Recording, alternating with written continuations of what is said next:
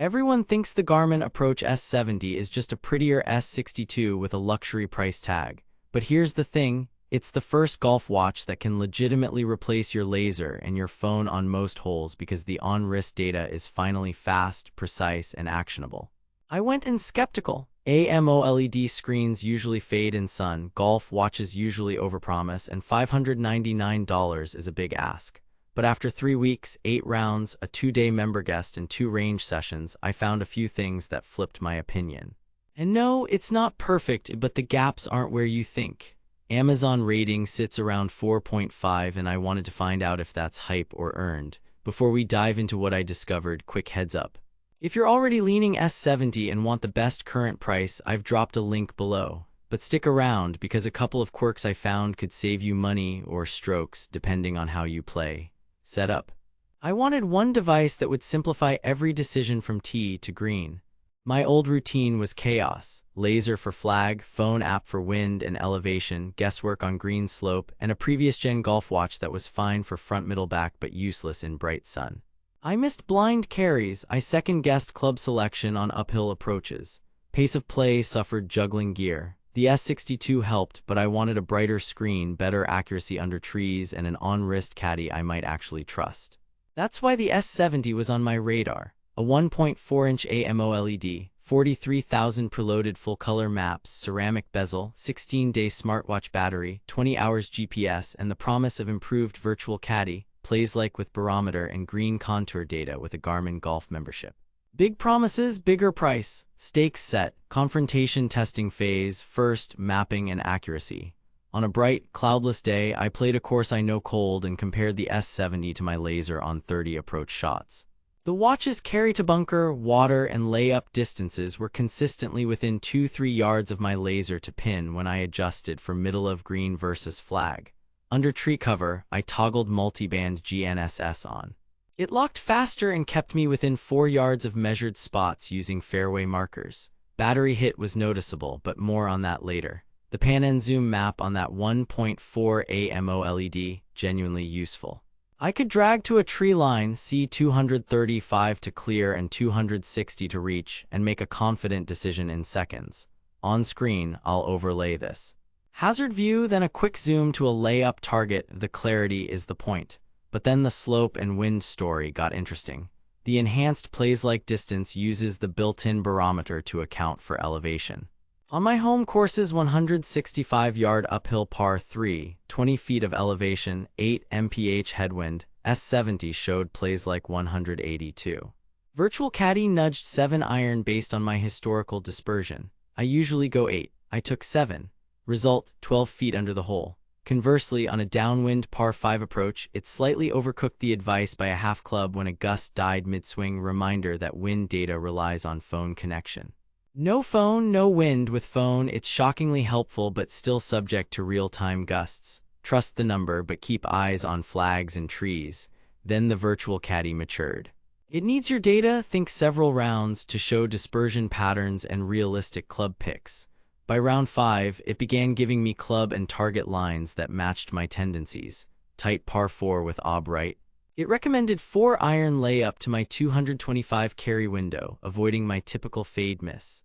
I parred a hole I usually bogey. Another hole, 145 with a back pin and wind off the left, it showed my 9 iron dispersion crossing the back fringe if I aimed flag. Suggested aiming 10 yards left with a full 9, hit green center. But then it misread a tucked wedge due to a gust shift. I still flew it over. Conclusion: it's like a smart friend who knows your game, not an oracle. With your history in, it adds real strokes gained value. Battery and display were the make or break. Garmin claims up to 16 days smartwatch and 20 hours GPS. My real numbers on the 47 model.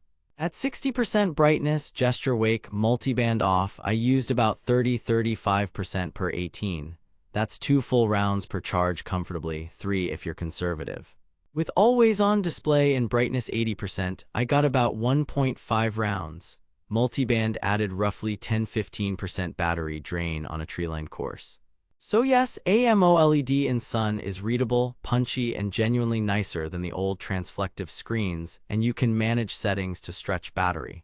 For tournaments, I ran gesture wake and bumped brightness only on greens. Also, the touchscreen works but can register odd inputs with wet gloves. I started using the physical buttons more and locked the screen before swings in rain. Scoring and auto shot were solid. Auto detection grabbed drives and fairway shots reliably. It missed some chips and putts, which is expected. Manual putt entry is easy, 2 taps or pair optional approach CT10 sensors and it will catch putts and chips automatically. Post-round, I synced to the Garmin Golf app, saw fairways hit, GIR, average proximity buckets, and handicap tracking. With an active membership, green contour data and deeper analytics open up. Speaking of contours, on select courses it showed slope direction and severity. I used it on 2-tiered greens to avoid the no-go zone and it directly saved a 3-putt. Off course, it's a legit smartwatch. Strength, yoga, cardio, running profiles, wrist-based heart rate and advanced sleep tracking, body battery, Garmin Pay, notifications, watch faces. It's not a Forerunner 965 in training metrics and there's no speakerphone calling, but as a daily watch it looks premium with that ceramic bezel and feels light enough to forget. Discovery revelation, the biggest surprise wasn't the pretty screen, it was the compounding effect of 3 things. Precise pan and zoom maps on wrist, plays like that actually accounts for elevation with a barometer, and a virtual caddie that, after a handful of rounds, mirrors your real dispersion. I invested 8 rounds to feed it data and tested side by side with my laser. Result, on 80% of shots inside 200 yards, I stopped pulling the laser.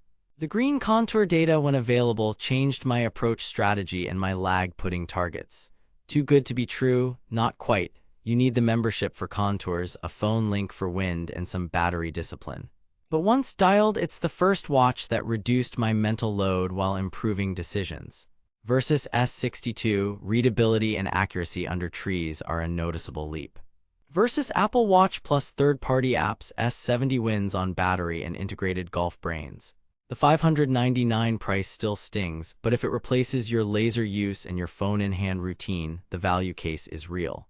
Now that you know it can actually replace 2 devices most of the time, the next step is simple. Check current pricing and availability. Golf season spikes demand and the popular colorways in both sizes can sell out. I've linked the best current price below so you can lock it in. Bottom line, if you play at least twice a month, care about strategy and want faster decisions with fewer gadgets, the Garmin Approach S70 is worth it.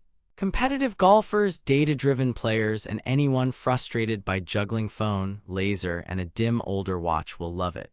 If you play once a month, hate wearing a watch, or just want basic yardages, save money with a simpler unit or keep your laser. For S62 owners who only want front middle back, you can hold. For everyone else, this is the first wrist caddie I actually trusted. Play smarter, not just harder, that's the S70's real win.